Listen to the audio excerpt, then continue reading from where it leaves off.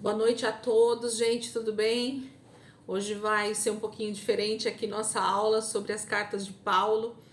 Eu tinha dado folga, né, para a turma nessa sexta-feira por conta de um encontro presencial que a gente tinha de mulheres na igreja e infelizmente por conta de algumas mulheres doentes, outras viajando, a gente preferiu remarcar e aí estamos aqui para poder dar aula, mas o pessoal online não apareceu porque cada um com certeza já tinha marcado algum compromisso aí, já que estavam de folga. E super entendo, né? Já que eu tinha desmarcado. Deixa eu pegar minha xícara aqui com água, gente, peraí. Então vamos nós aqui e depois o pessoal vai estar assistindo aí a aula gravada aí pelo YouTube, tá? Eu já queria aproveitar e agradecer aí a turma que tem participado com a gente, tanto do curso aqui das Cartas de Paulo, quanto do curso do Conhecendo o Antigo Testamento, que a gente também está fazendo presencial e online, né? Disponibilizando aqui os vídeos.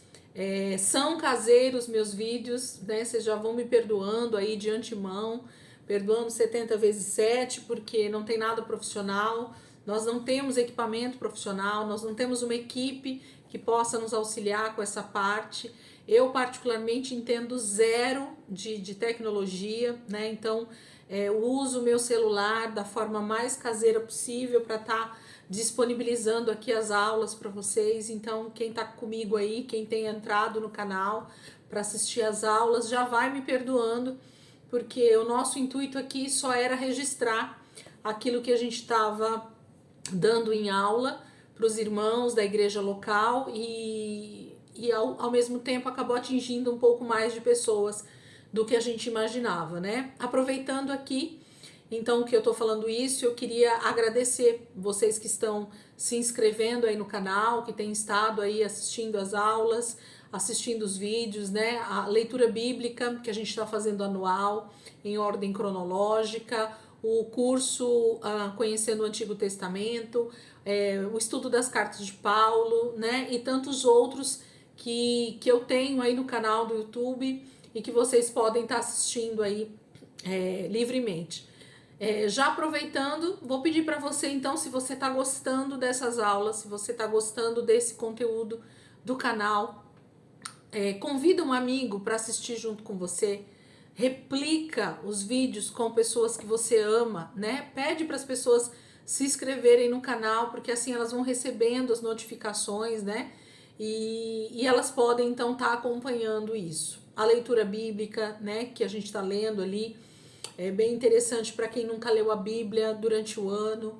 São pequenos vídeos, né, que em menos de 15, 20 minutos ali a gente já faz a leitura do dia. Então vale muito a pena. Eu queria convidar você para se inscrever aqui no canal mesmo, né? Colocar lá, dar o like, como diz a turma, porque isso faz com que o YouTube entenda que o vídeo é bacana, que o vídeo é bom, e então passe esses vídeos para frente, tá? A gente começou bem pequenininho lá com a turma da igreja e hoje a gente já tá com um número de inscritos de mais de 400 inscritos, né? E aí eu queria te pedir pra gente chegar aí na marca dos 500 então. Já que eu cheguei até aqui, você pode estar passando esse vídeo para algum amigo, para algum irmão da igreja, para alguém que você conhece, que gosta da Bíblia, que gosta de aprender também do Senhor. Então, replica aí os vídeos, né? Compartilha, fala assim, ó, se inscreve lá no canal, tem um conteúdo bacana que a gente pode estar discutindo junto, que a gente pode estar estudando junto. E eu tenho certeza que vai ser bênção para mim, vai ser bênção para você que está divulgando, né, o canal, e vai ser bênção para quem estiver ali estudando junto com a gente, tá bom?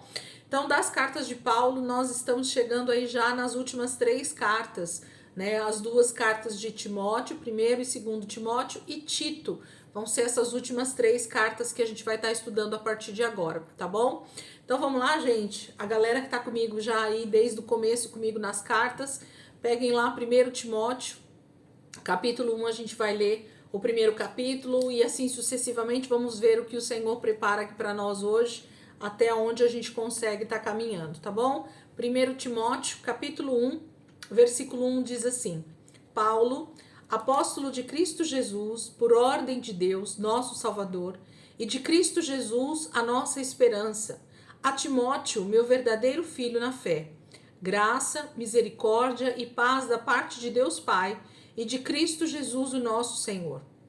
Partindo eu para Macedônia, roguei que você permanecesse em Éfeso para ordenar a certas pessoas que não mais ensinem doutrinas falsas e que deixem de dar atenção a mitos e genealogias intermináveis, que causam controvérsias em vez de promoverem a obra de Deus, que é pela fé. O objetivo dessa instrução é o amor que procede de um coração puro, de uma boa consciência e de uma fé sincera. Alguns se desviaram dessas coisas voltando-se para discussões inúteis, querendo ser mestres da lei, quando não compreendem nem o que dizem, nem as coisas acerca das quais fazem afirmações tão categóricas.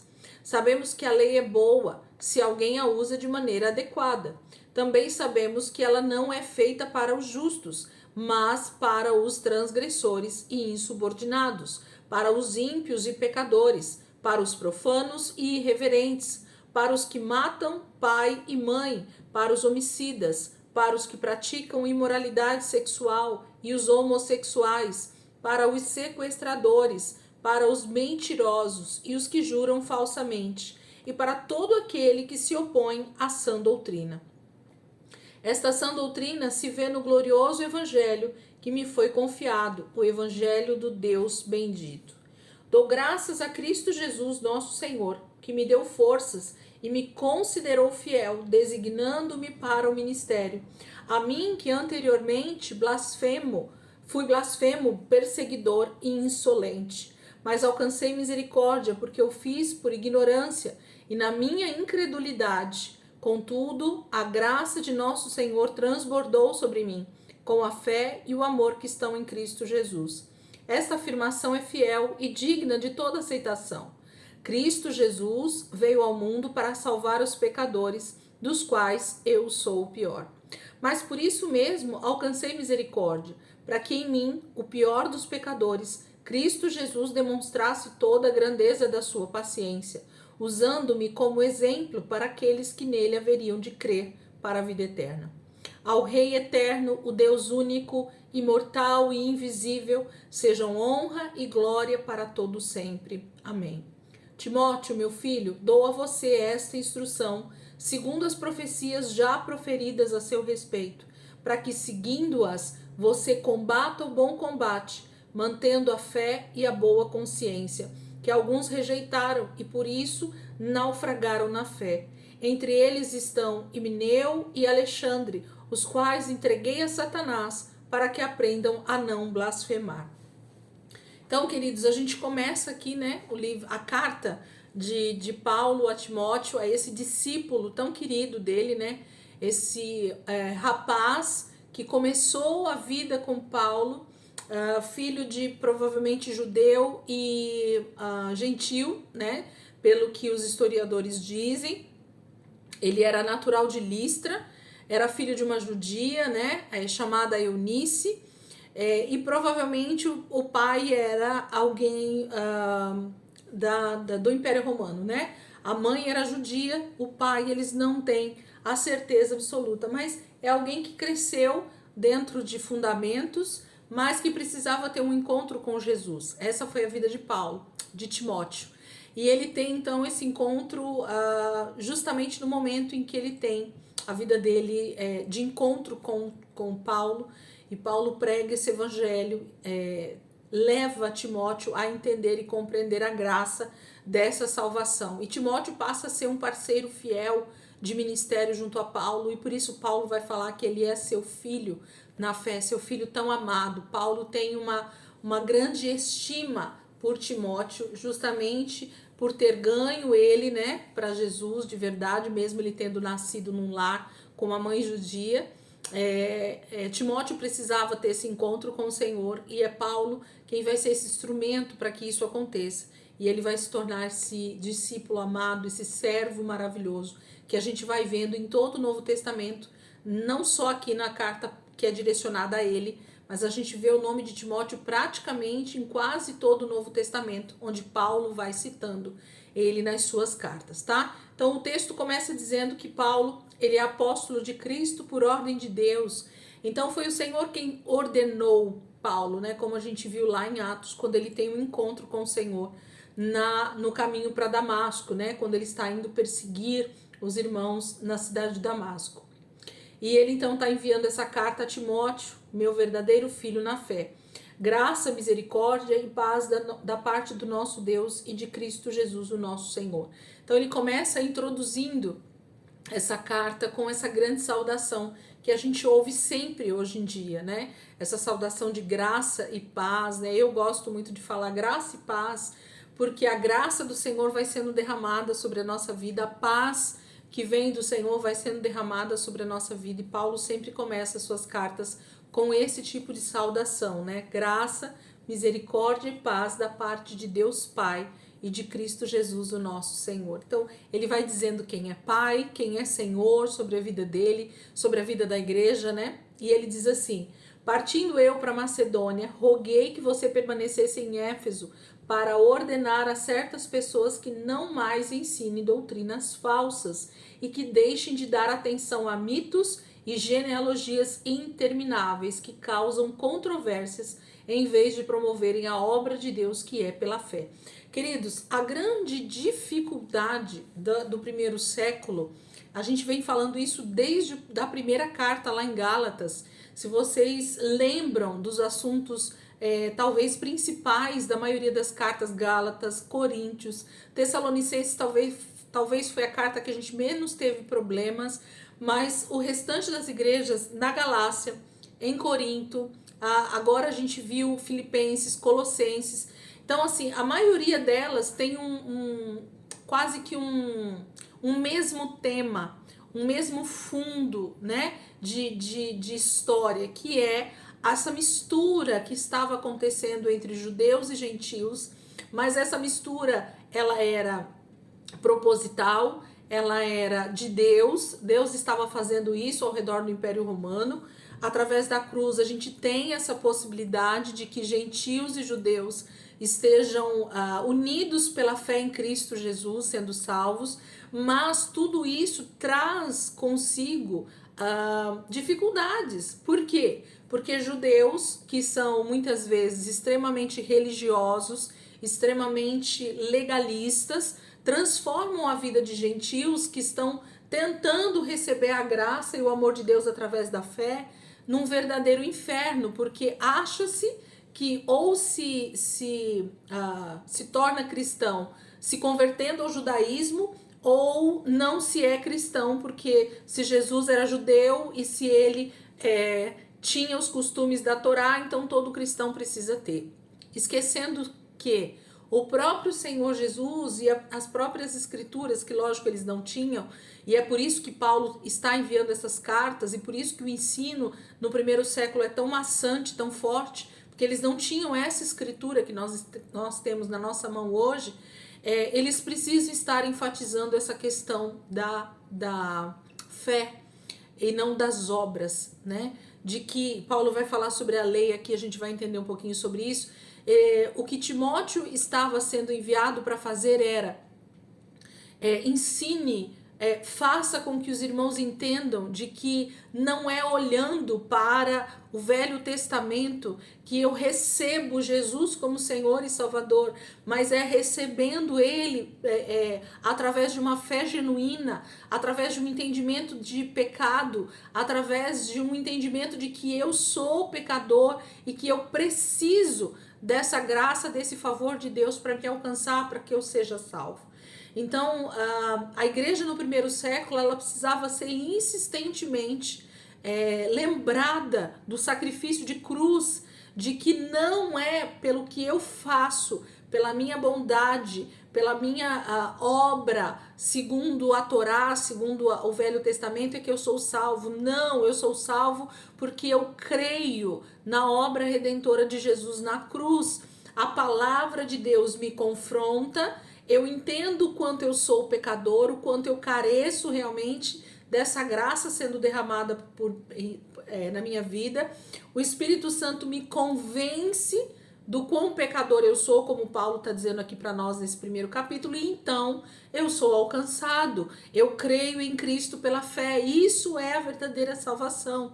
E mesmo depois de crer, o que Paulo está dizendo aqui para nós é que ainda assim eu preciso perseverar nessa mesma fé, nessa mesma comunhão com o Espírito, para que o processo então de santificação comece a acontecer na minha vida e então eu viva uma vida de transformação pelo poder de Deus. Então Paulo está dizendo assim, Timóteo, ordene, converse, ensine as igrejas aí que eles precisam entender que a obra redentora é pela fé, não por obras. A lei é boa, nós vamos já falar sobre isso. Tudo é permitido, né? No sentido de que é permitido olhar para o Velho Testamento, é permitido olhar para a lei, é permitido olhar para aquilo que Deus já deixou escrito para nós, mas precisa ter uma boa interpretação, precisa ter uma boa...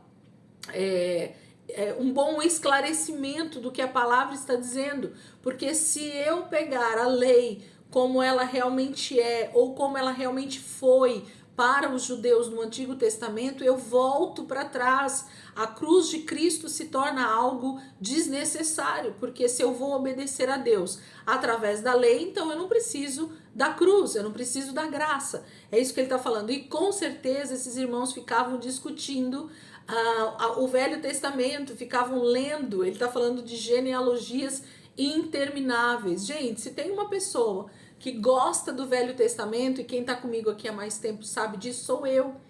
Eu amo olhar para o Velho Testamento e ver a grandeza de Deus, do que Deus estava fazendo há mais de 3, 4 mil anos atrás, escrevendo uma história de redenção, escrevendo uma história de salvação para mim e para você, através de Cristo Jesus. Mas nós entendemos que aquilo era só a sombra de bens vindouros, como a palavra vai dizer. Aquilo era a sombra do que Deus iria fazer através de Cristo. O cumprimento dessa redenção está em Jesus. Então não adianta eu ficar discutindo genealogia, não adianta eu ficar discutindo as leis da Torá, não adianta eu ficar discutindo as ordenanças cerimoniais, não adianta eu ficar discutindo o que está lá em Levítico, Número, Deuteronômio, se eu não entender a essência de tudo aquilo que Deus fez, que era mostrar Jesus nas Escrituras, o cordeiro que seria morto. Cada um daqueles sacrifícios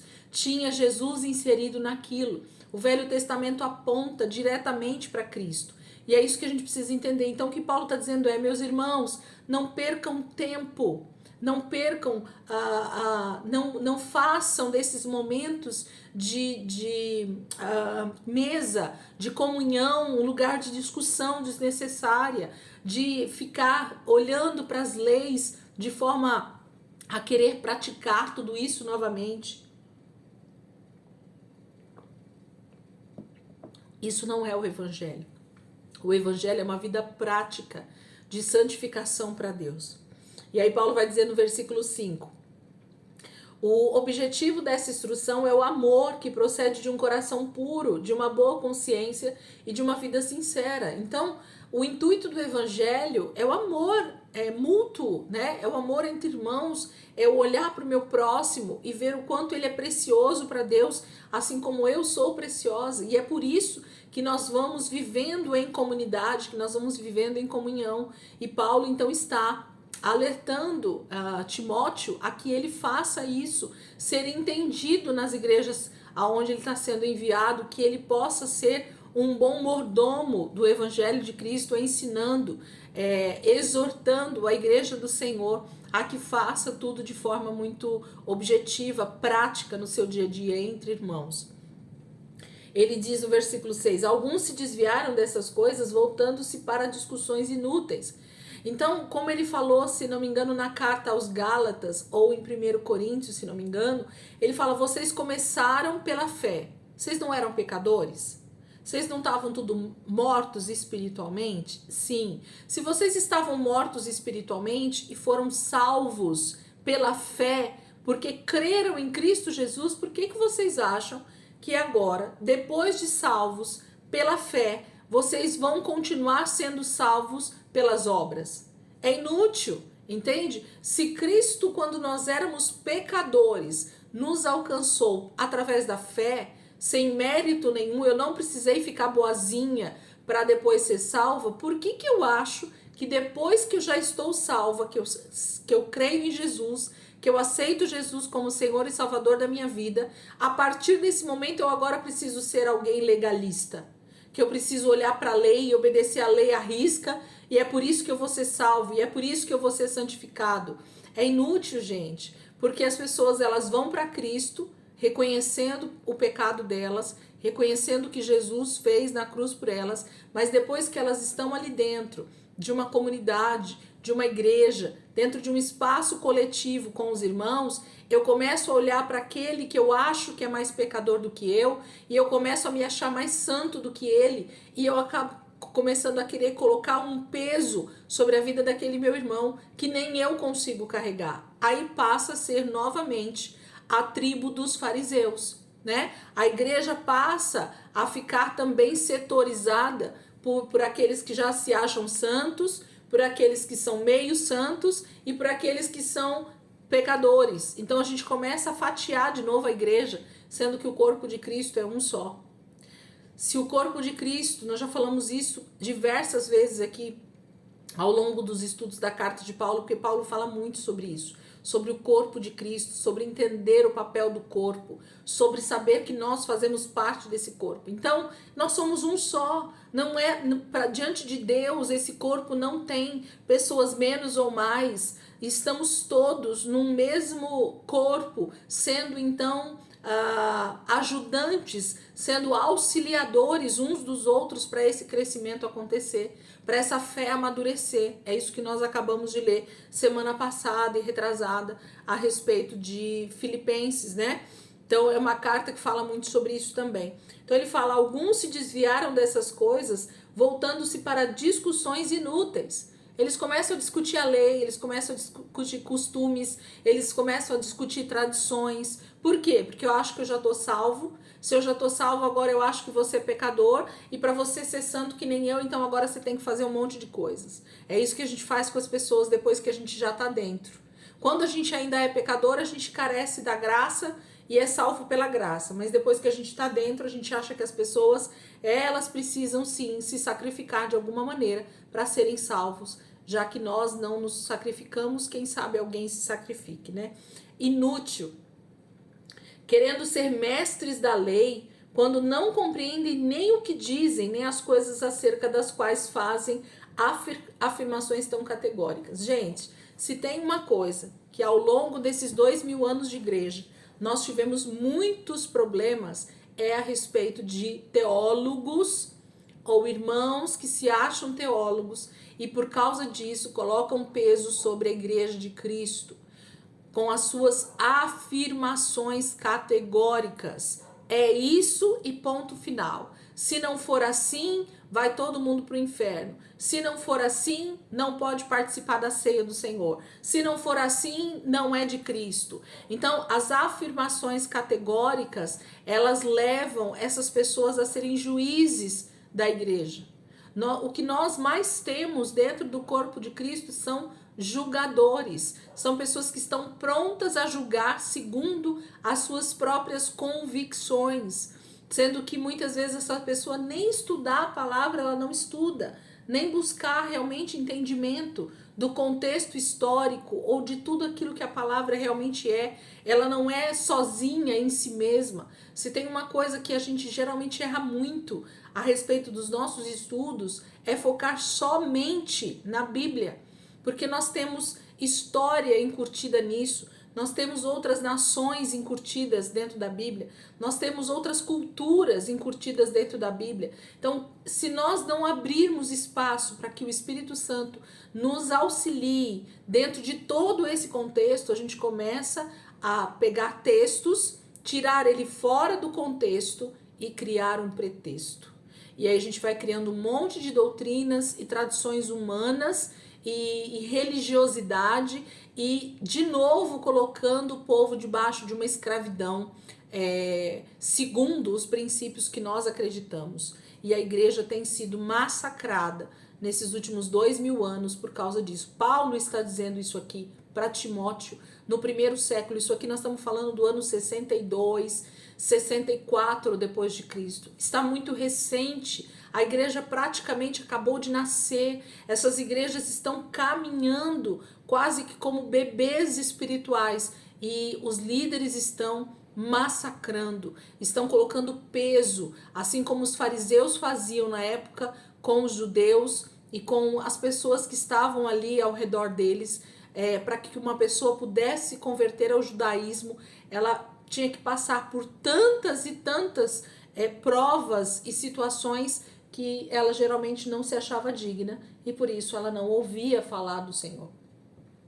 Versículo 8. Sabemos que a lei é boa se alguém a usa de maneira adequada. Também sabemos que ela não é feita para justos, mas para os transgressores e insubordinados. E aí Paulo começa a listar pecados que geralmente tem a ver com a falta de alguém que tem Deus, que tem o Espírito Santo. Então, a lei, gente, nós já falamos isso desde lá de Gálatas. Se você não lembra das aulas a respeito da carta de Gálatas, foi a nossa primeira carta, eu te aconselho a voltar lá nos vídeos e assistir novamente e fazer outras anotações sobre essa carta aos Gálatas, porque Paulo mostra de forma tão clara sobre a graça, sobre a fé, né, sobre a forma de nós vivermos o verdadeiro cristianismo ali na carta que ele escreve aos Gálatas, justamente por causa desse problema com judeus que queriam judaizar o cristianismo. Eles queriam colocar novamente a Torá no lugar da graça de Cristo. Eles queriam novamente pôr o peso da lei sobre a vida das pessoas, sendo que a lei ela foi dada para aqueles que não conseguiam obedecer a Deus de forma prática, né? Então, uma lei, eu falei isso diversas vezes nas aulas, voltem lá e dêem uma olhada. Uma lei, ela nunca é colocada para pessoas obedientes.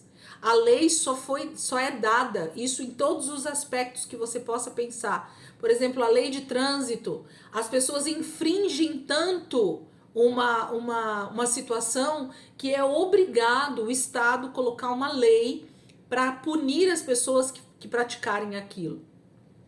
Eu dei vários exemplos já várias vezes a respeito, por exemplo, do celular, né? Dirigir falando ao celular. Eu tenho hoje uma lei que proíbe isso. Por quê? Porque antes dessa lei ser criada, quando o celular saiu, muitas pessoas ficavam falando ao celular dirigindo. E o que foi se percebendo que começou a acontecer? Muitos acidentes de trânsito começaram a acontecer. Por quê? Porque as pessoas falando ao celular, elas se distraem e acontecem então batidas, acidentes, atropelamentos, pequenos acidentes. Por quê? A atenção está em outro lugar. O que o Estado precisou fazer, né? O governo precisou fazer.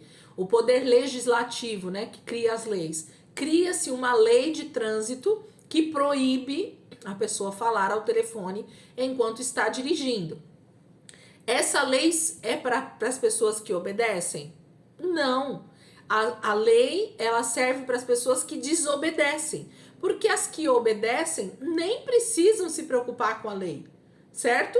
Se você é uma pessoa que jamais falaria no celular dirigindo, você nem precisa se preocupar com essa lei de trânsito. Ela não serve para você. Por quê? Porque você jamais vai ser punido, jamais vai precisar entrar na lei que proíbe, porque você já não pratica. Então é isso que Paulo está falando aqui de forma bem prática para nós. A lei foi dada lá no Velho Testamento para os infratores, para as pessoas que desobedeciam a Deus de forma premeditada. Então Deus precisava pôr ordem em Israel, Deus precisava pôr freios no seu povo, e para que isso acontecesse, para que o seu povo se santificasse, Deus então cria a lei, a Torá, os mandamentos, para que o povo pudesse olhar para aquela lei e então obedecer não porque eles queriam obedecer, mas porque eles queriam estar isentos da morte, do pecado. E é por isso que a lei então é dada. Paulo está dizendo de forma muito clara aqui para nós para que serve a lei. Então, se você quer obedecer à lei, é porque você é infrator. Porque se você é alguém obediente a Deus, obediente aos mandamentos, obediente à voz do Espírito, que hoje nós somos guiados pelo Espírito, você não precisa nem se preocupar com a lei, porque você já está dentro dos mandamentos do Senhor, obedecendo a Ele, independente da lei. É isso que Paulo está dizendo. Então ele cita vários tipos de pecado aqui, né? Justamente para falar sobre isso. Aí ele termina no final, no versículo 10. Para os que praticam imoralidade sexual, os homossexuais, para os sequestradores, para os mentirosos e os que juram falsamente, e para todo aquele que se opõe à sã doutrina. Então, a lei, ela é para os insubordinados. A lei é para os infratores. A lei é para os pecadores. Aqueles que nasceram de novo, aqueles que entenderam a fé em Cristo Jesus, aqueles que têm o Senhor Jesus como Senhor das suas vidas e por causa do Espírito que agora habita neles, começa a obedecer ao Senhor de maneira prática e objetiva, não precisa nem se preocupar com a lei. Viver uma vida cristã, viver uma vida no padrão de Deus, gente, é viver uma vida guiado pelo Espírito Santo. Então Paulo está dizendo, aquele que é guiado pelo Espírito não precisa nem se preocupar com a lei. Mas aqueles que gostam de ser religiosos, gostam de se mostrar, gostam de colocar peso nos outros, vai sempre citar a lei para que a pessoa tenha que obedecer isso, aquilo, né? Fazer rituais, tradições, e isso só vai pondo peso em cima das pessoas ao invés de libertá-las. Ele diz no versículo 11, esta sã doutrina se vê no glorioso evangelho que me foi confiado, o evangelho do Deus bendito. Gente, as boas novas do evangelho, elas justamente tratam esse caráter do cristão que é em obedecer ao Senhor. Quando você aceita Jesus como Senhor e Salvador da sua vida, você já está dizendo, Jesus, a partir de hoje eu vou te obedecer, porque antes eu era pecador e desobediente, mas agora eu desejo te obedecer porque eu entendi que o Senhor pagou a minha dívida.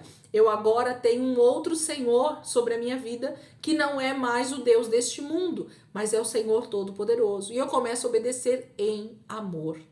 O verdadeiro cristão é aquele que obedece não por causa da lei, mas por causa do amor que ele tem pelo seu noivo, pelo seu Senhor. É isso que Paulo está dizendo aqui. Então, ele está dizendo, Timóteo, vai lá, alerta esses irmãos, né? Corrige esses irmãos que estão querendo colocar discussões desnecessárias, colocar de novo a lei de forma arbitrária, né? De forma ruim, para que o cristianismo não cresça. É isso que Paulo está dizendo.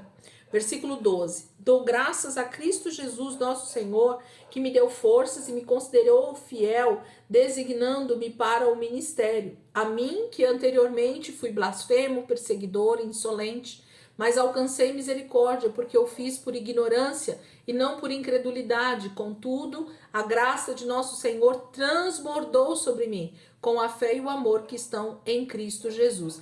Paulo está dizendo aqui, queridos, que ele é um exemplo disso, do que ele está falando. Paulo, ele foi um dos mais perseguidores da igreja no primeiro século, né? Nos primeiros anos da igreja. Então ele sabe muito bem o que é ser esse judeu insolente, o que é ser aquele que quer pôr peso na vida das pessoas que querem ser livres do pecado, né? Então Paulo, ele é o verdadeiro exemplo de alguém que está tentando judaizar os cristãos.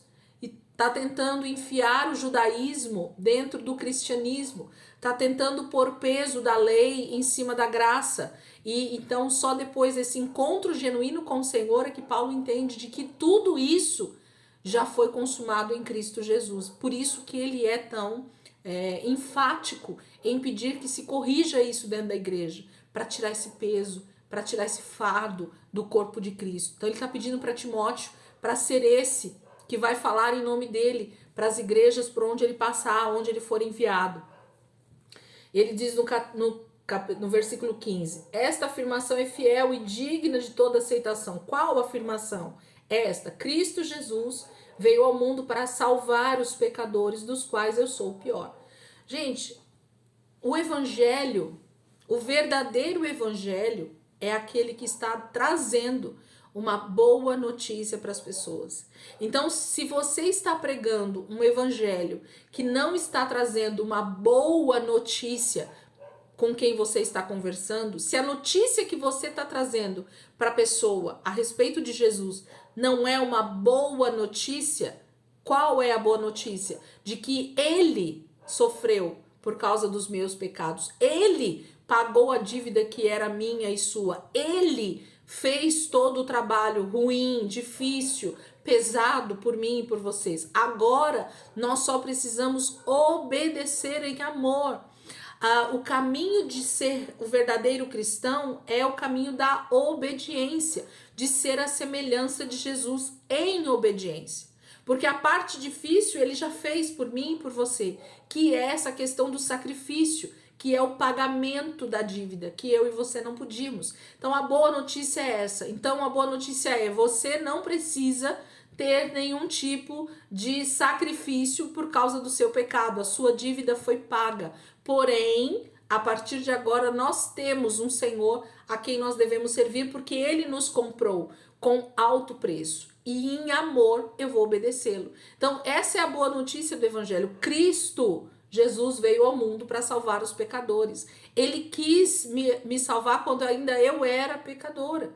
E ele decidiu então pagar a minha dívida para que eu fosse salvo. E a partir do momento que eu recebo o Senhor como Senhor e Salvador, toda a lei passa a não fazer parte mais da minha vida, não porque ela não é boa. A lei é boa, ela é boa demais para aqueles que estão em desobediência, porque freiam aqueles que estão em desobediência, colocam um norte para aqueles que estão na desobediência, mas para aqueles que nasceram de novo e são guiados pelo Espírito, já não se faz mais necessário.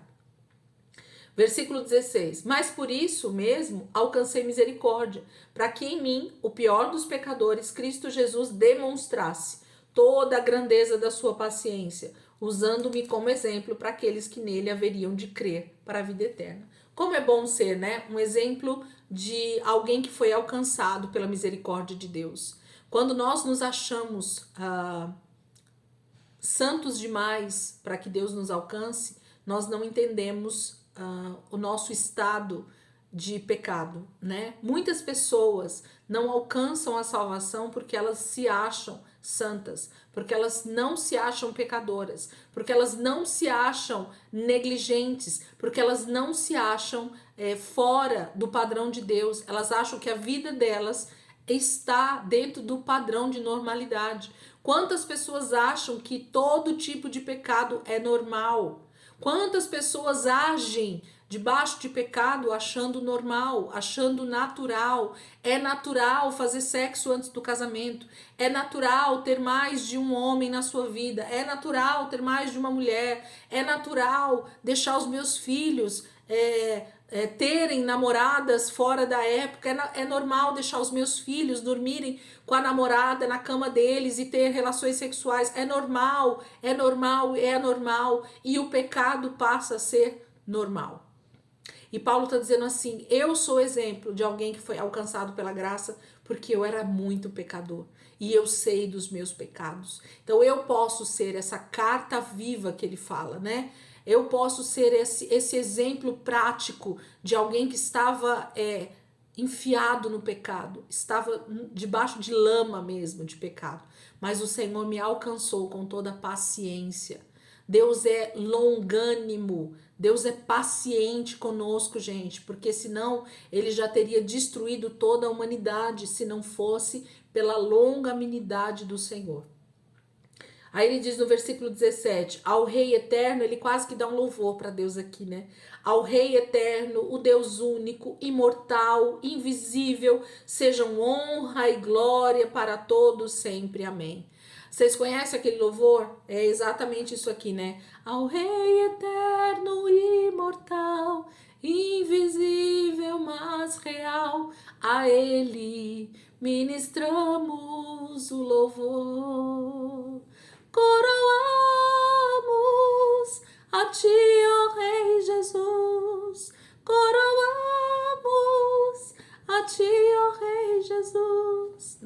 esse louvor foi tirado desse versículo aqui de 1 Timóteo 17, né? Ao Rei eterno, o Deus único, imortal e invisível, sejam honra, glória para todos sempre. Amém. Timóteo, meu filho, dou a você esta instrução, segundo as profecias já proferidas a seu respeito, para que, seguindo-as, você combata o bom combate, mantendo a fé e a boa consciência. Paulo está dizendo a Timóteo que ele só está enviando Timóteo com essas instruções porque Timóteo foi chamado para o ministério, né? Timóteo tinha um chamado pastoral, um chamado evangelístico já de longa data, e provavelmente isso tinha sido profetizado sobre a vida de Timóteo. Então Paulo só está fazendo com Timóteo em alavancar aquilo que Deus já tinha na vida de Timóteo, né? Então nós precisamos inclusive conhecer as pessoas que estão ao nosso redor, os irmãos que estão no corpo de Cristo junto com a gente, para que cada um seja usado, seja liberado para o ministério para o qual foi chamado. E todos nós, gente, sem exceção, temos um chamado específico no Senhor. Temos um ministério a exercer no Senhor, né? Seja ele profeta, apóstolo, pastor, mestre, evangelista. Nós temos e nós precisamos exercer esses ministérios com zelo, com amor, porque se Deus nos capacitou para isso, Deus quer nos ver, né, agindo debaixo desses ministérios. Isso é maravilhoso, isso é poderoso. Então Paulo entende que o ministério de Timóteo é esse ministério pastoral, é esse ministério de mestre, né, em algum sentido, porque ele está ali para ensinar. Nós, na verdade, temos um pouquinho de todos os ministérios, mas sempre tem um que Deus realça para que a gente possa exercer dentro do corpo de Cristo de maneira prática e objetiva, né? Eu falo que isso é muito bom. E aí ele termina dizendo que se Timóteo não faz isso, ele rejeita, né? Ele diz no versículo 19, mantendo a fé e a boa consciência, que alguns rejeitaram e por isso naufragaram na fé. E aí ele cita alguns irmãos aqui chamados Himeneu e Alexandre, que eram pessoas que estavam naufragando na fé. Gente, o detalhe desse versículo é muito importante. A gente precisa entender o que Paulo está falando e por que ele está falando. Quando o texto bíblico lá nos evangelhos vai falar que o único pecado que não tem perdão é o pecado da blasfêmia contra o Espírito Santo. Eu não sei se vocês que estão aqui comigo já viram eu explicar sobre isso ou já me viram falar sobre esse assunto, mas o que é o pecado contra o Espírito Santo, gente? É alguém que foi alcançado pelo Senhor, que nasceu de novo, que recebeu o Espírito Santo na sua vida, que teve manifestações do Senhor na sua vida, que experimentou a graça, experimentou o favor de Deus, experimentou a presença do Espírito Santo, foi usado pelo Senhor muitas vezes, né? Deus usou aquela pessoa nos dons do ministério, de forma a ser esses cooperadores no crescimento do reino. E em algum momento a pessoa simplesmente vira e diz que tudo aquilo, todas as experiências que ela teve, tudo aquilo que ela profetizou, quando ela falou em línguas, quando ela teve a presença de Deus na vida dela, tudo aquilo não existiu, tudo aquilo não passou de um sonho, não passou de carnalidade, não existe. Isso é loucura, né? O que esses crentes fazem é loucura. E a pessoa, ela apostata da fé. Isso é a blasfêmia contra o Espírito Santo. É alguém que experimentou do Espírito Santo. É alguém que teve a presença do Espírito Santo real na sua vida, teve manifestações disso, ela provou. Ela não só viu alguém provando, mas ela mesma provou, e ela então diz que essas experiências não foram de Deus. Ela diz que essas experiências não são do Espírito Santo. Ela literalmente contradiz tudo aquilo que ela viveu, tudo aquilo que ela manifestou da presença de Deus. Ela simplesmente apostata da fé. É isso que é chamado também de apostasia, né? Apostasia é separação, divórcio. Quando você se divorcia de Deus. Isso é apostasia, né? Se apostatar da fé. Então, essa blasfêmia contra o Espírito Santo é um pecado que não é perdoado. Por quê? Por causa justamente disso que eu tô falando aqui para vocês. Se você experimentou, se você vivenciou, se você sentiu o Espírito Santo se mover na tua vida, então não tem como contradizer isso. Você está contradizendo algo que você mesmo sentiu, que você mesmo experimentou. O Espírito Santo não é alguém longe de nós, mas é alguém dentro de nós que opera, né? Então não há como contra provas se ter argumentos. Então eu costumo, quando eu vou ensinar sobre isso, eu falo assim, sobre Deus, saber que Deus é Deus, às vezes você pode até negar. Deus a gente não vê, Deus a gente muitas vezes não ouve, Deus a gente não pode pegar nele, a gente não pode apalpar. Deus é Deus, certo? Então Deus até permite você blasfemar contra ele, porque você não vê, você não o toca, você não teve uma experiência talvez real com a presença de Deus, Deus não se manifestou ali para você, então você diz que Deus não existe. Tá tudo certo.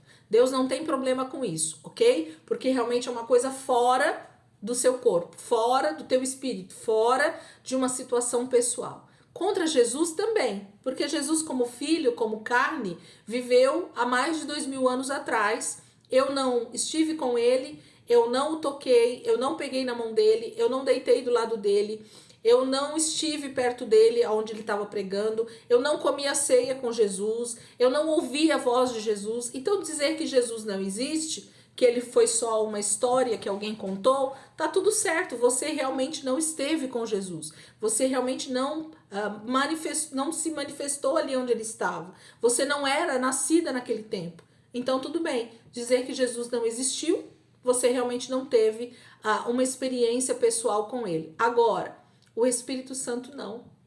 Então, o Espírito Santo, a partir do momento que você nasce de novo e que você tem experiências com ele, então você passa a ser alguém que já experimentou. Você vivenciou a presença dele. Você sabe quem ele é. Você teve experiências pessoal com ele. E quando então você nega essa experiência, quando você nega essa presença, quando você nega essa presença na sua vida, isso é apostatar da fé. Isso é se divorciar de Deus, entrar em apostasia. Isso é blasfemar contra o Espírito Santo. E aí por isso que Paulo está dizendo isso aqui no último versículo do capítulo 1. Que alguns rejeitaram e por isso naufragaram na fé. Entre eles estão Himeneu e Alexandre, os quais entreguei a Satanás para que aprendam a não blasfemar. Gente, é um pecado mortal. Muito provavelmente essas pessoas não vão ter realmente perdão no juízo final contra o Senhor, né? Porque elas experimentaram e depois voltaram atrás na experiência, blasfemaram, falaram contra o próprio Espírito Santo que eles tinham experimentado. E quando Paulo fala entreguei a Satanás, é porque não há o que ser feito. A pessoa decidiu pela vida dela, né? A pessoa decidiu o que ela quer para a vida de fé dela, que foi se divorciar do Senhor, né? Que foi realmente se desviar da fé e ainda falando contra o próprio Espírito Santo. Capítulo 2, gente, vamos lá. Vamos ver se a gente consegue seguir aqui. Capítulo 2 de 1 Timóteo. Antes de tudo, recomendo que se façam súplicas, orações, intercessões e ações de graças por todos os homens, pelos reis e por todos os que exercem autoridade, para que tenhamos uma vida tranquila e pacífica, com toda piedade e dignidade. Isso é bom e agradável perante Deus, nosso Salvador, que deseja que todos os homens sejam salvos e cheguem ao conhecimento da verdade. Pois há um só Deus e um só mediador entre Deus e os homens, o homem Cristo Jesus, o qual se entregou a si mesmo como resgate por todos. Esse foi o testemunho dado em seu próprio tempo. Para isso, fui designado pregador e apóstolo. Digo a verdade, não minto, mestre da verdadeira fé aos gentios. Quero, pois, que os homens orem em todo lugar, levantando mãos santas, sem ira e sem discussões. Da mesma forma, quero que as mulheres se vistam modestamente, com decência e discrição, não se adornando com tranças e com ouro, nem com pérolas, ou com roupas caras, mas com boas obras, como convém a mulheres que declaram adorar a Deus.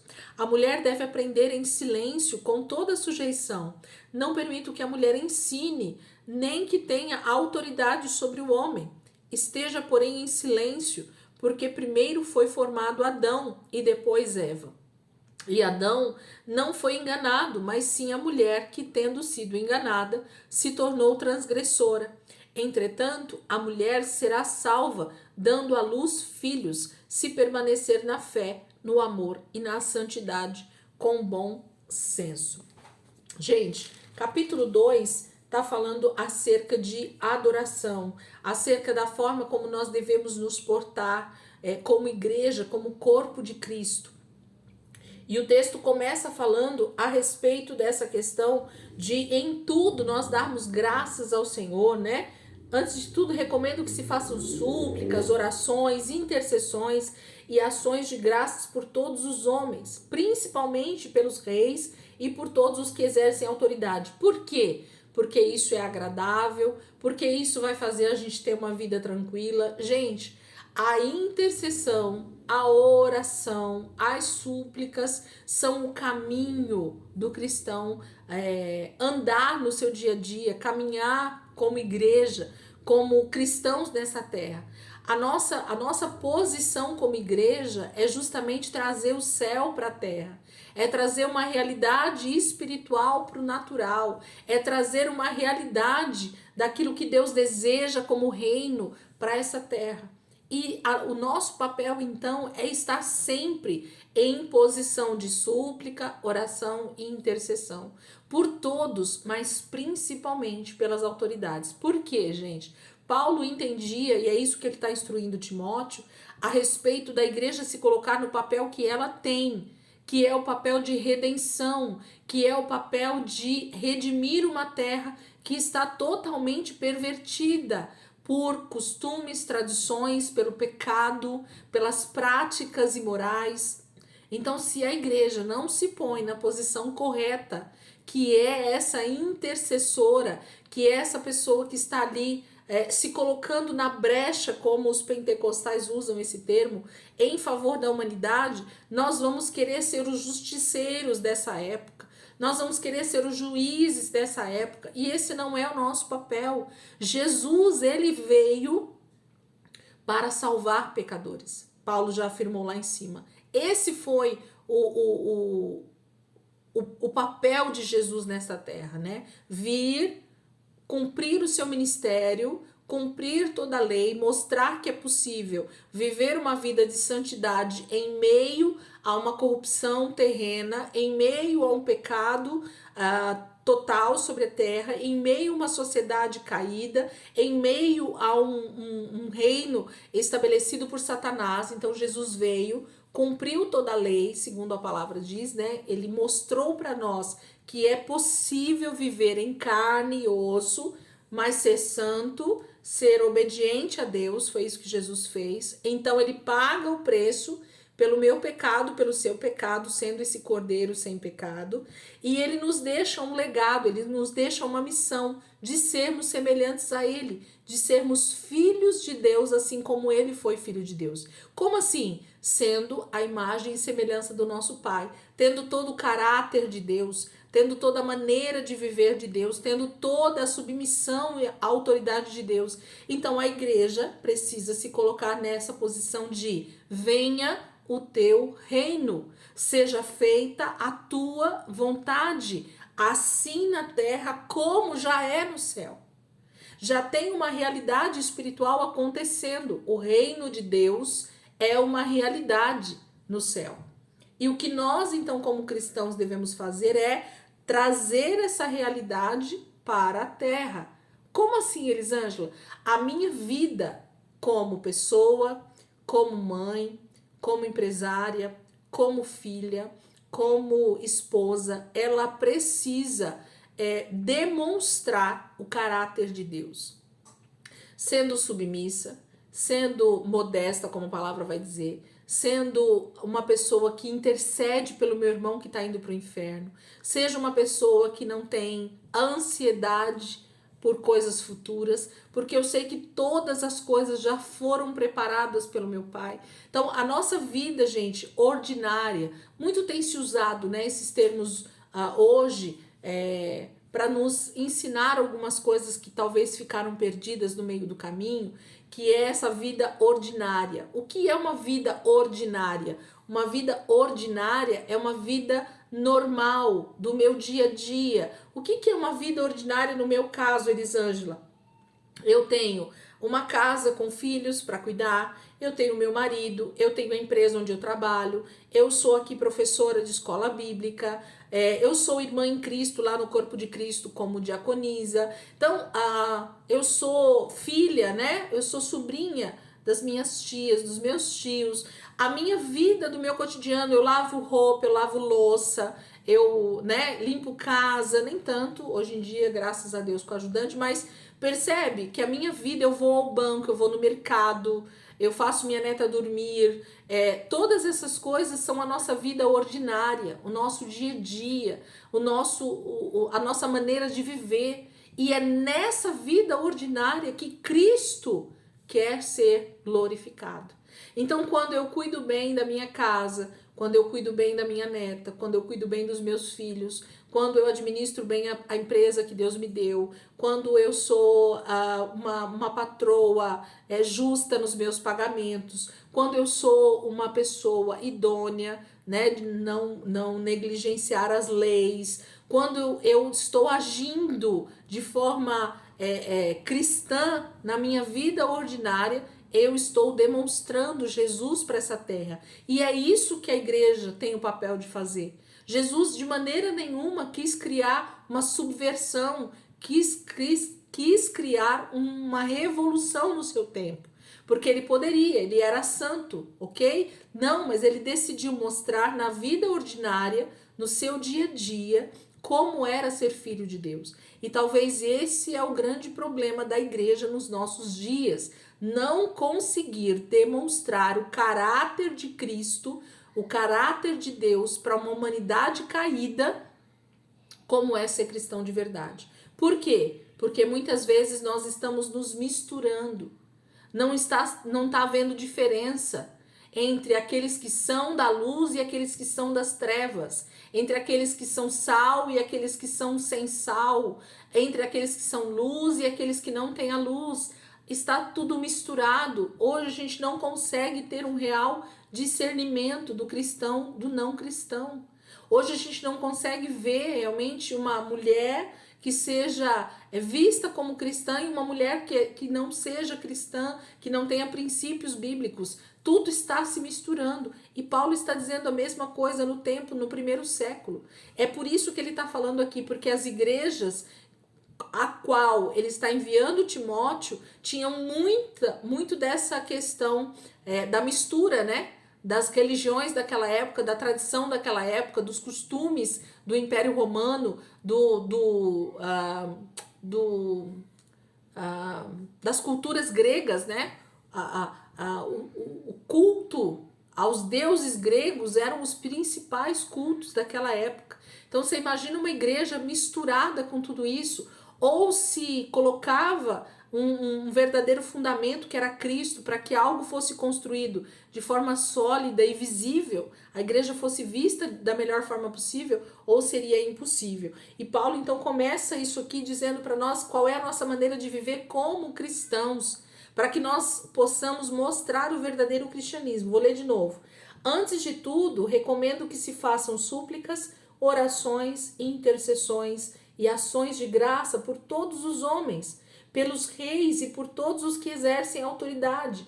Para quê? Para que a nossa vida seja mais tranquila. Gente, o dia que a igreja entender o papel que ela tem de intercessão, de se colocar como uma diferença nessa terra, de não entrar em embates e discussões desnecessárias com o sistema político, com o sistema desse mundo, nós então vamos alcançar o reino de Deus para essa terra.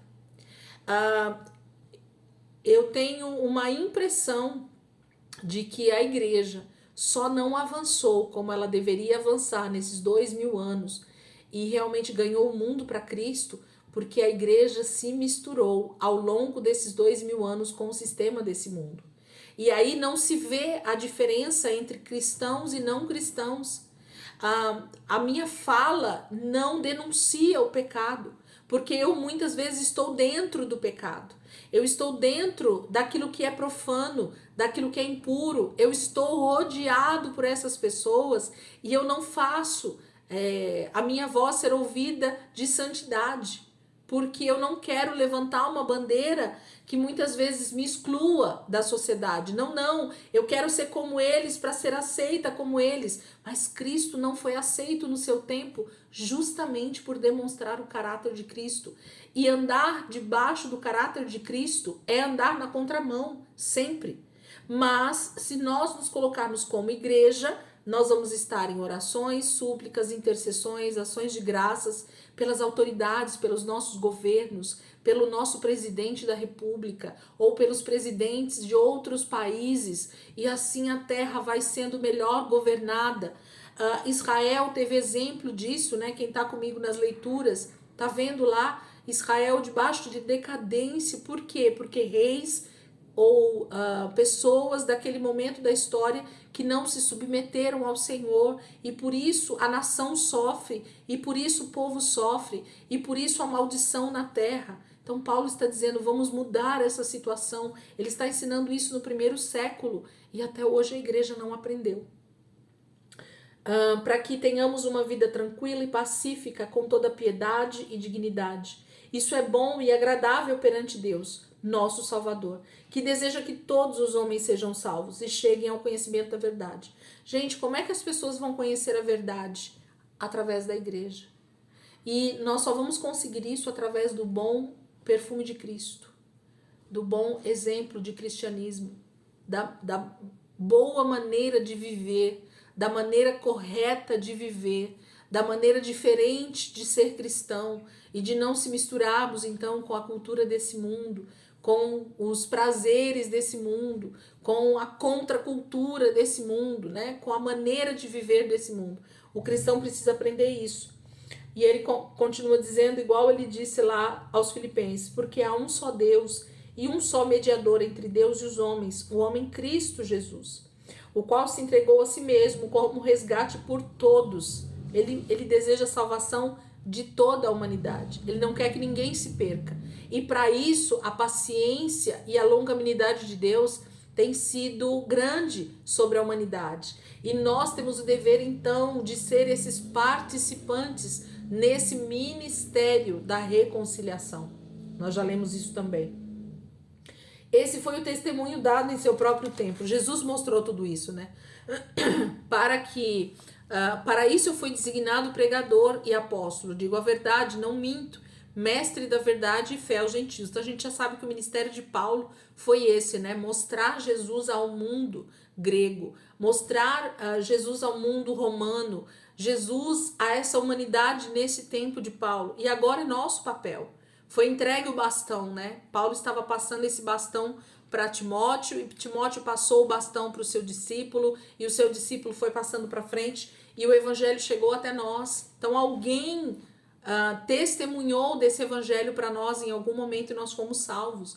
E é o nosso papel, continua sendo o papel da igreja até Cristo voltar. Nosso papel não é julgar nesse momento. Nosso papel não é dizer quem vai ser salvo, quem não vai ser salvo. Nosso papel não é dizer se Deus gosta, se Deus não gosta.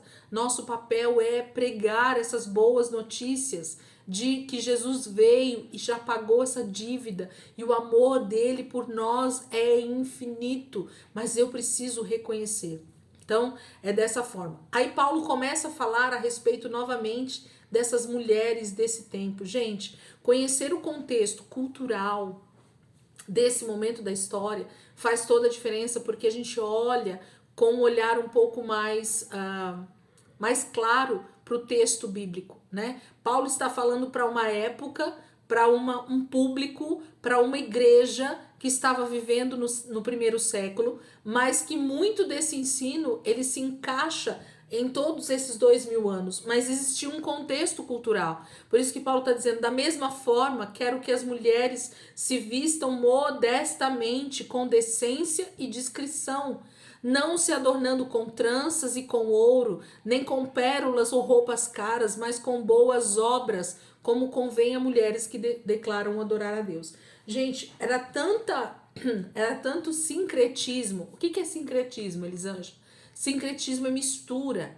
Então é como se eu pegasse hoje, se eu dissesse aqui no nosso tempo, se eu pegasse a religião católica com a religião do candomblé, com a religião do espiritismo, com a religião da Umbanda, com a religião dos mormons, com a religião do judaísmo, com a religião disso, daquilo, e fosse misturando tudo e achasse que isso era cristianismo, e achasse que as mulheres que vieram da Umbanda podem continuar se vestindo como elas se vestem, as mulheres que adoram os deuses ali daquela outra religião podem continuar como elas são. E existiam religiões muito fortes em que a mulher ela tinha domínio sobre o homem naquele tempo, de maneira que eu quero dizer assim, existiam templos que as mulheres eram veneradas, elas eram adoradas, porque elas eram vistas como deusas, né? Como sacerdotisas desses deuses que eram adorados. Então o corpo da mulher geralmente era venerado. Esse corpo era exposto, muitas mulheres ficavam nos templos praticamente nuas ou seminuas, tinham relações sexuais com muitos homens. Esse era o contexto do primeiro século, na Grécia, em Atenas, por onde Paulo passava, existiam muitos deuses adorados e as mulheres eram o palco disso, e não é de hoje. Gente, quando Paulo vai falar, vou terminar o texto aqui do capítulo 2 para vocês entenderem. Olha o que ele está falando, se não tem um contexto muito mais histórico e daquela cultura e daquele momento para o que Paulo está dizendo. Ele diz assim, 11, a mulher deve aprender em silêncio, com toda sujeição. Não permito que a mulher ensine, nem que tenha autoridade sobre o homem. Esteja, porém, em silêncio, porque primeiro foi formado Adão e depois Eva. E Adão não foi enganado, mas sim a mulher, que tendo sido enganada, se tornou transgressora. Entretanto, a mulher será salva, dando à luz filhos, se permanecer na fé, no amor e na santidade com bom senso. A mulher era objeto naquele tempo. A mulher era tida muitas vezes como um corpo a ser usado, adorado, venerado, e elas se sentiam muitas vezes até diante de uma autoridade investidas a elas por conta dessas religiões, desse sincretismo todo. E aí essas mulheres, quando elas são salvas pelo Senhor Jesus, elas entram para dentro do cristianismo com a mesma mentalidade, com a mesma maneira de viver das suas religiões pagãs, da sua forma de viver. E Paulo traz à tona para nós essa questão da mulher estar em silêncio, para que ela pudesse estar debaixo de submissão, para que ela fosse então alguém melhor entendida no seu contexto, que ela então buscasse uma vida modesta. Com certeza essas mulheres do contexto onde Paulo está mandando Timóteo ir, que é a cidade de Éfeso, elas tinham posses, riquezas. A cidade de Éfeso é uma cidade onde naquele momento se sentia abastada financeiramente, né? A gente pode olhar lá pela carta que João escreve à igreja de Éfeso, né? Foi uma igreja muito cheia da fé, da convicção do Senhor, mas foi uma igreja também que se desviou muito facilmente. Então, a gente vê que Paulo está só trazendo um ensino para que as coisas se ajustem, para que as coisas se coloquem no seu devido lugar, para que cada coisa esteja no seu devido tempo, no seu devido lugar. Paulo de forma nenhuma coloca a mulher como menos que o homem.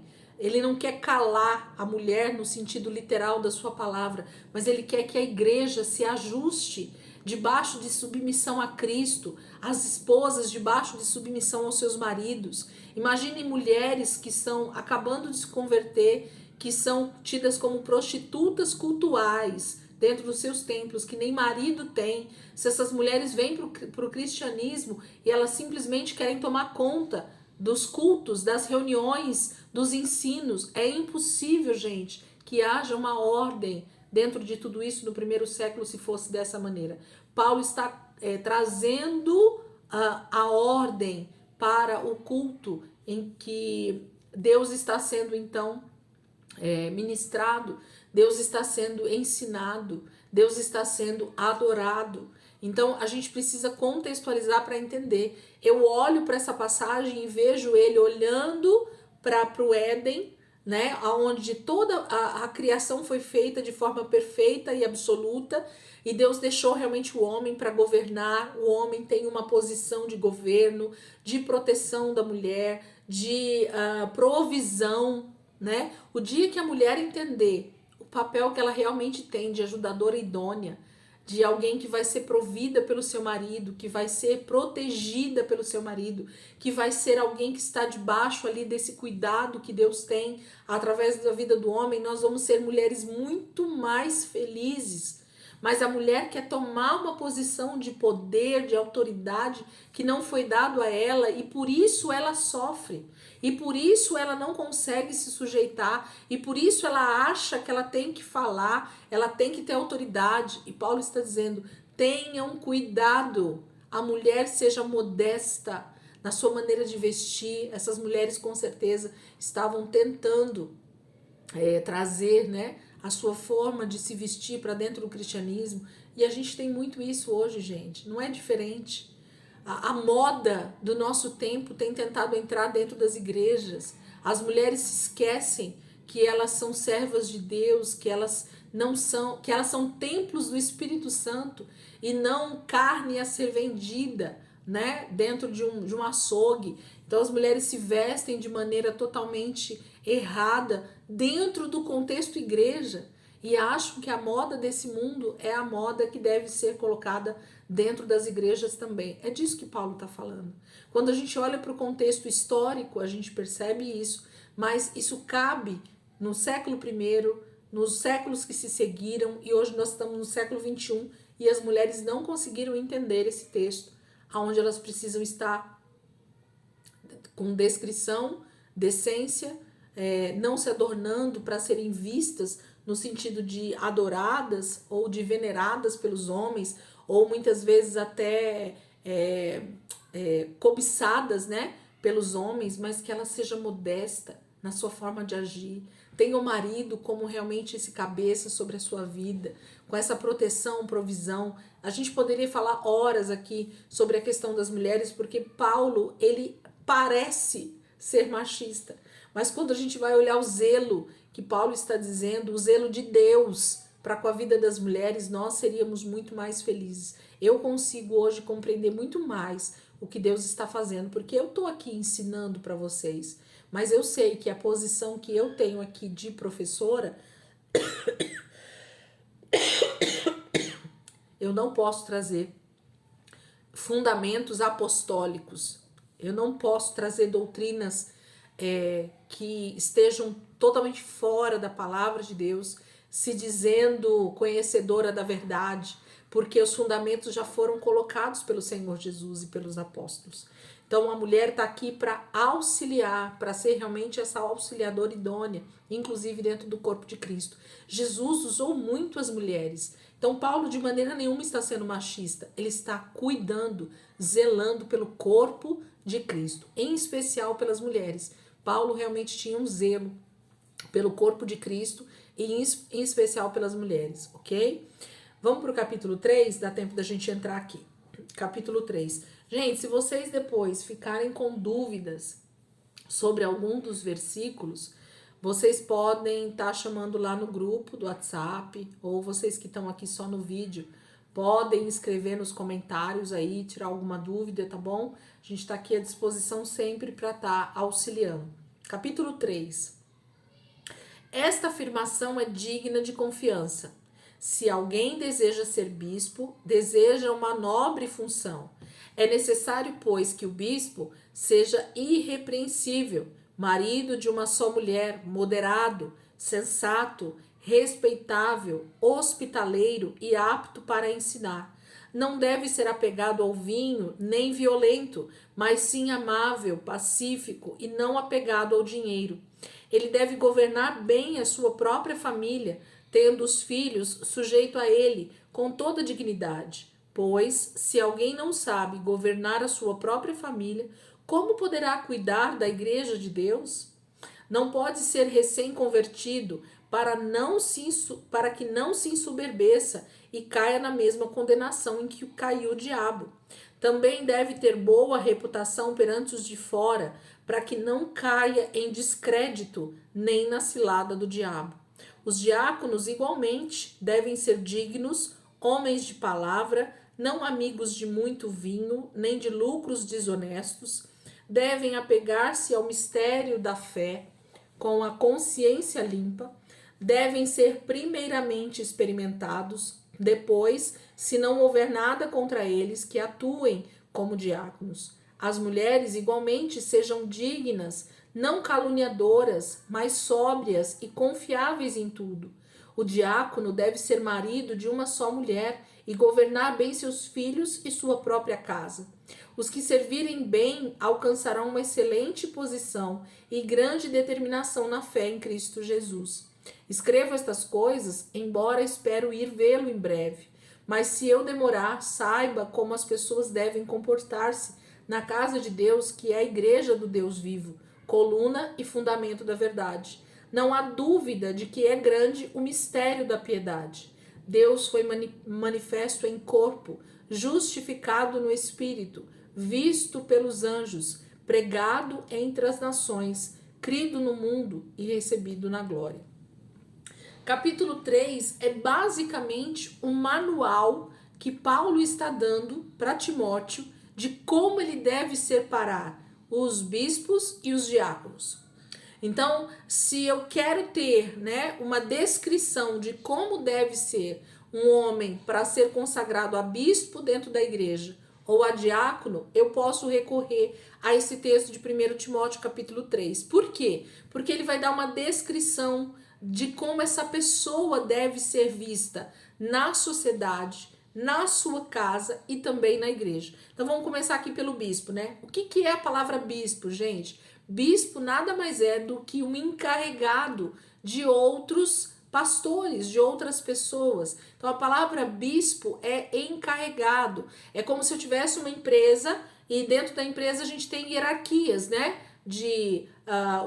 por exemplo, o da produção, o supervisor da produção e aí o encarregado dos supervisores, certo? Então, geralmente tem uma hierarquia, dentro das empresas, dentro das corporações aí. E o bispo dentro da igreja é esse, que é aquele homem que vai estar cuidando de vários presbíteros, de vários diáconos ou de outros bispos até. Então, o bispo é aquele que está na hierarquia de cuidado, ele vai estar acima de alguns outros, dando suporte para esses. Então, os bispos são esses homens que já estavam num nível de conhecimento do evangelho, da vida de Deus, e que podia, então, ensinar a outros, supervisionar outros. É isso que a função do bispo está aqui para fazer, tá bom? Não tem a ver com hierarquia no sentido de santidade ou de qualquer outra coisa que possa se imaginar. Jesus disse que aquele que quiser ser o maior, sirva a todos,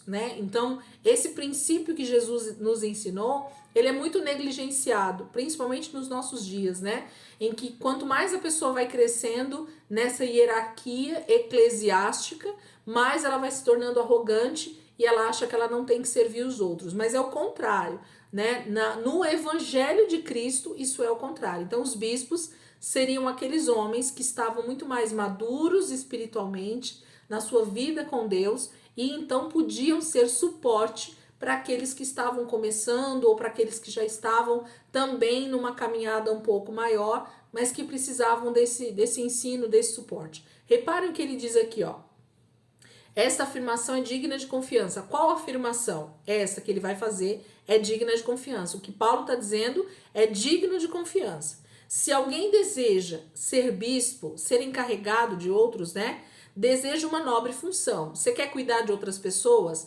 Você deseja uma nobre função. É necessário, pois, que o bispo seja irrepreensível. O que é uma pessoa irrepreensível, gente? É alguém que você não tem o que falar dela.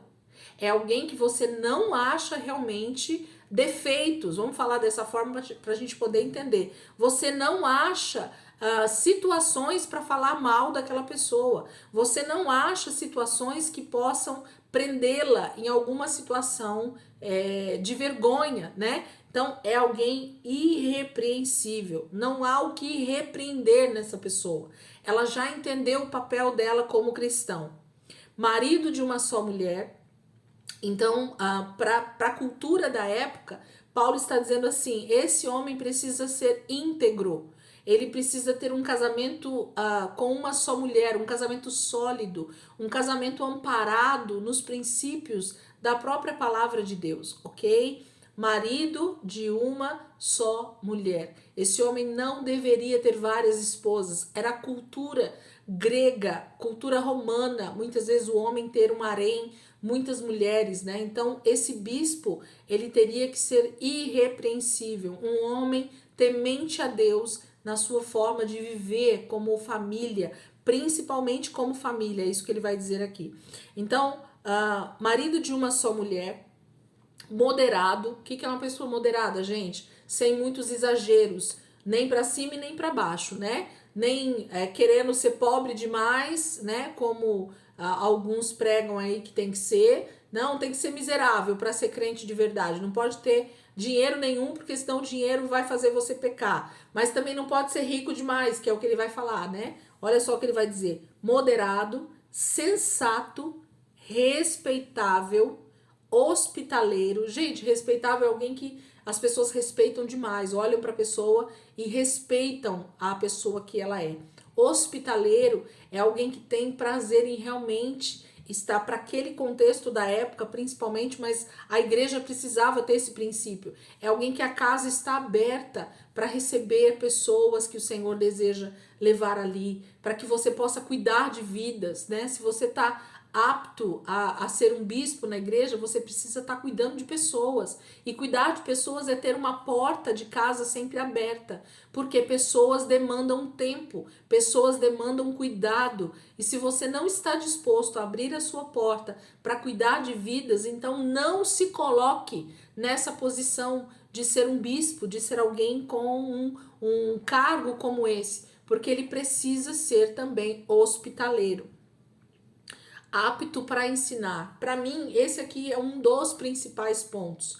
Porque, gente, infelizmente, muitas pessoas buscam somente o status eclesiástico, né? A posição eclesiástica. Então, ela vai crescendo ali dentro da igreja em posições, mas muitas vezes ela não está fundamentado num real conhecimento bíblico, num conhecimento da palavra de Deus, para que ela possa estar apta a ensinar. Então, o bispo, para mim, o presbítero também tem essa mesma função. Ele tem a função de ensinar quem quer que seja que venha até ele, perguntar sobre algo, querer, né, saber sobre algo da palavra, ou muitas vezes esse bispo ou esse presbítero tem que estar apto a ensinar justamente para que pastores, diáconos, pessoas novas convertidas que estiverem sob a sua supervisão, sobre os seus cuidados, elas sejam ensinadas na palavra. O princípio da igreja primitiva eram essas reuniões caseiras, essas reuniões que eram feitas nas casas, para que as pessoas ensinassem umas às outras. Por isso que ele está falando, inclusive, do hospitaleiro, porque a casa estava sempre aberta a reuniões entre os irmãos, e aqueles que eram mais maduros na fé estavam sempre prontos a ensinar os outros, a ensinar a quem quer que seja, que tivesse ali precisando aprender o que é ser cristão de verdade. Então nós temos muitas pessoas hoje que têm posições eclesiásticas, mas quando você vai buscar o ensino nessa pessoa, ela não tem o que te ensinar, porque ela não buscou isso, aprender do Senhor, ela não buscou conhecimento na palavra, ela não buscou o real conhecimento que ela precisava ter para a posição que ela desejou estar. né? E aí quando eu falo do serviço, é isso. Você tem que estar apto a ensinar, apto a abrir a sua casa para ensinar pessoas, para cuidar de pessoas e tudo mais, né? Ele continua dizendo assim: não deve ser apegado ao vinho, nem violento. Gente, para o contexto dessa época, o vinho era a bebida principal, quase que como a gente toma hoje refrigerante, como a gente toma água, porque o vinho era a bebida que se tomava. Então, se esse bispo, se esse diácono fosse alguém que bebesse muito durante o seu dia, provavelmente ele ia estar sempre meio alto, meio embriagado, e isso traria vergonha, né? Porque ele não estaria em sã consciência. Então, assim, o beber vinho, há problema nisso? Não, não há problema nisso, Paulo está dizendo. Ele não pode ser alguém que não é moderado, alguém que não sabe o seu devido lugar no momento certo, na hora certa. E nem violento, né? Então, geralmente a bebida traz essa falta de cuidado, né? E a pessoa se torna um pouco fora de si. Mas sim amável, pacífico e não apegado ao dinheiro. Tá vendo que o dinheiro vai entrar aqui de novo? Ele entra lá no moderado, mas ele entra de novo aqui no não apegado ao dinheiro.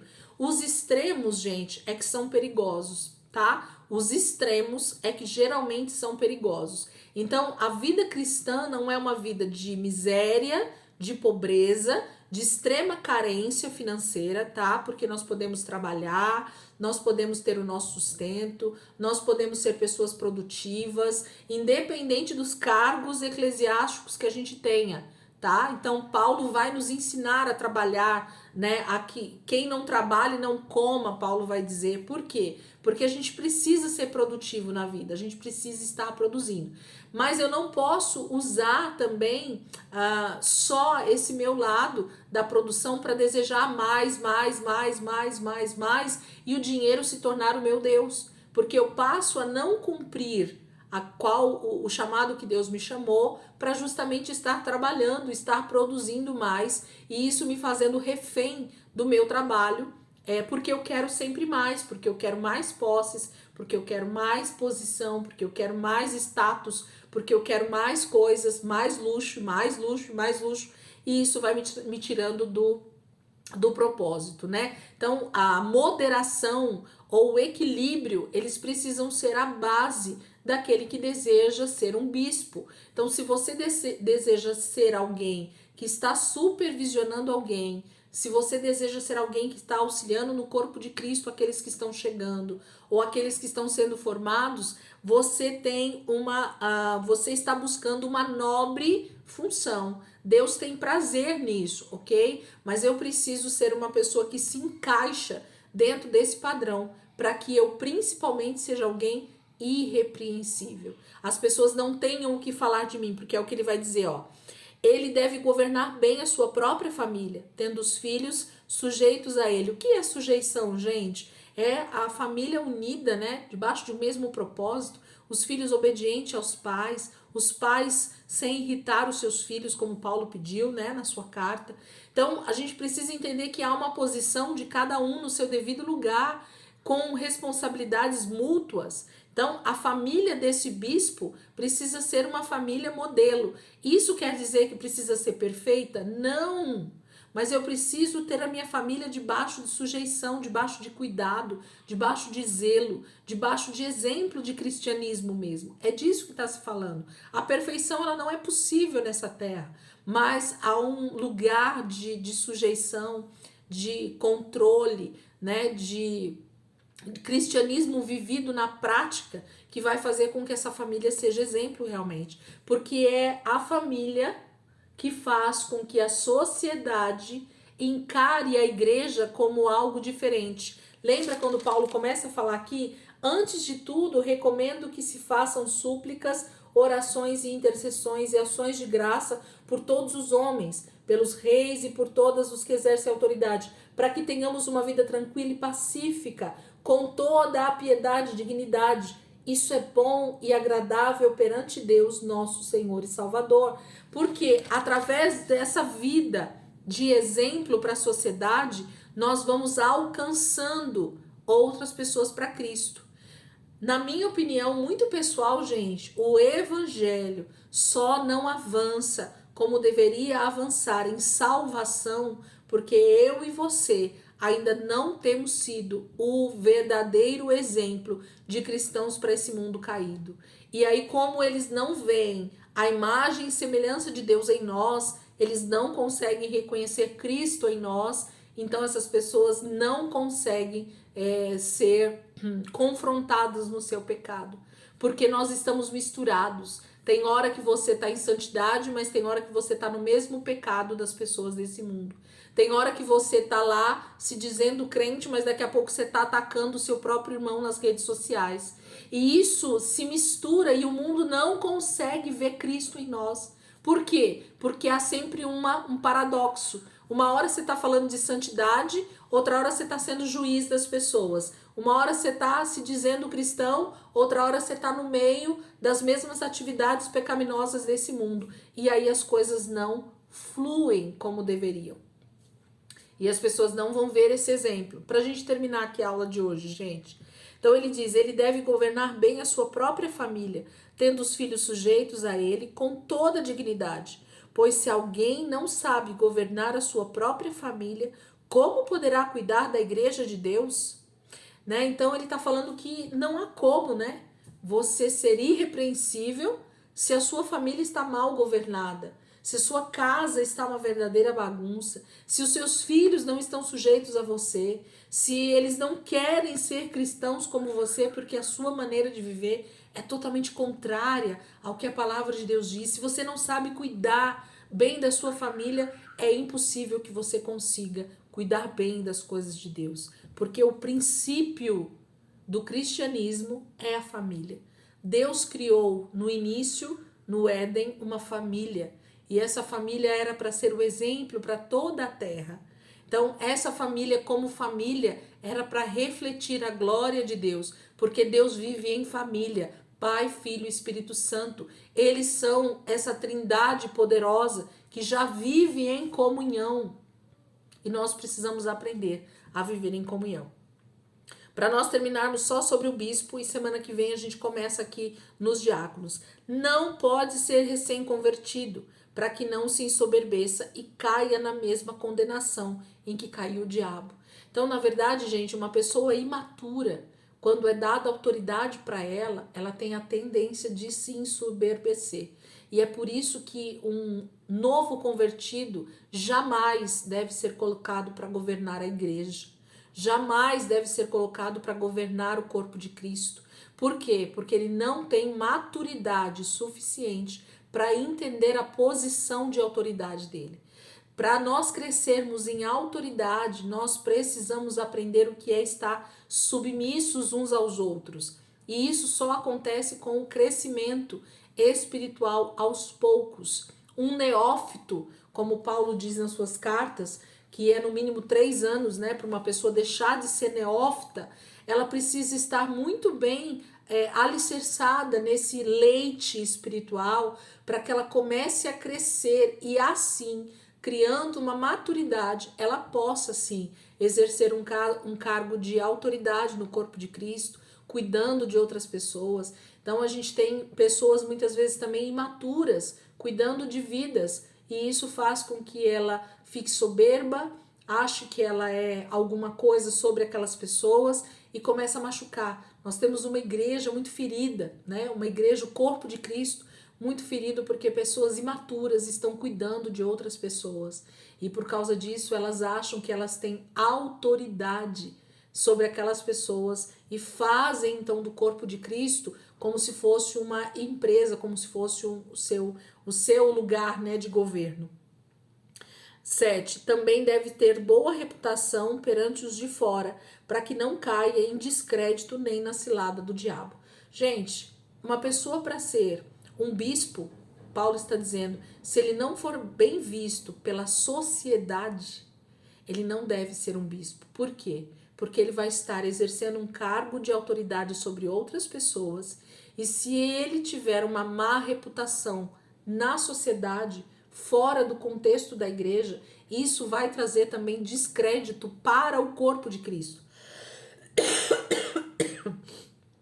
Nada a ver com o que a gente tem hoje, né? Muitas vezes a igreja é envergonhada por causa de falsos ministros, falsos pastores, falsos bispos, falsos apóstolos que estão ali exercendo o seu papel dentro do corpo de Cristo, mas na sociedade eles têm uma má reputação de caloteiros, de mentirosos, de enganadores, de prostitutos ou prostitutas, né? De pessoas com dupla personalidade, com casos extraconjugais, né? Então, tudo aquilo que Paulo relacionou para nós aqui em cima, se esse bispo não estiver de acordo com isso, inclusive perante a sociedade, ele não deve ser colocado nessa posição, porque ele vai trazer pedra de tropeço para o corpo de Cristo, ele vai trazer escândalo para o corpo de Cristo.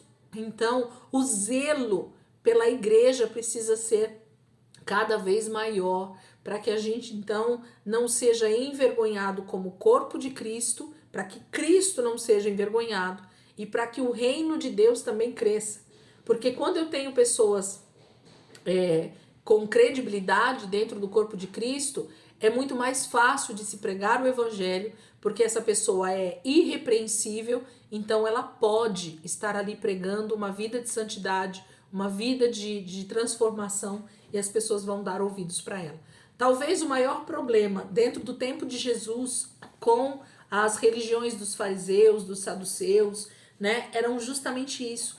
Eles pregavam uma vida que eles não tinham, né? Jesus disse: vocês estão querendo colocar um fardo sobre as pessoas que vocês não conseguem carregar esse mesmo fardo. Vocês não conseguem seguir os seus próprios ensinos. Então, esse é o perigo da religião. Esse é o perigo da falsa religião, né? Que leva as pessoas a falarem, a pronunciarem ensinos, doutrinas que essas pessoas mesmas não conseguem cumprir, né? E aí fica aquele grande circo, né? Onde o pregador, o bispo, o pastor, ou quem quer que seja, está ali, mas a vida dele lá fora tá mais suja do que pau de galinheiro, né? Como dizia o ditado aí. E aí ele não tem autoridade no corpo de Cristo e muito menos na sociedade aí fora. Então a gente precisa estar atento sim com os líderes, né? Que a igreja vai colocando, e é esse o conselho que Paulo está dando para Timóteo. Gente, semana que vem a gente continua aqui a partir do versículo 8, a respeito dos diáconos, que na verdade não tem muita coisa diferente, né, do que a gente falou aqui dos bispos, praticamente são os mesmos ensinos e a mesma direção que Paulo está dando também a respeito dos diáconos, mas a gente segue daí e a gente então vai para o capítulo 4 semana que vem e assim sucessivamente. Amém? Gente, Deus abençoe. Se você tem sido abençoado, sim, com esse canal aqui, com as minhas aulas, compartilha com as pessoas, né, realmente, dá o like aí no vídeo, né, se inscreve no canal mesmo. Eu não tenho costume de fazer isso, porque esse canal não foi feito para isso. O meu intuito é realmente avançar com o ensino da palavra, da maneira com que o Senhor tem me dado graça até aqui. Mas se você tem sido abençoado, abençoe outras vidas, mostrando o vídeo para elas, né? Falando sobre a palavra de Deus também através desses vídeos, e assim a gente possa alcançar mais pessoas, né? Com o ensino da palavra de Deus. Amém? Deus abençoe. E até semana que vem, se Deus quiser, a gente vai continuar aí dentro do livro de 1 Timóteo. Amém? Deus abençoe.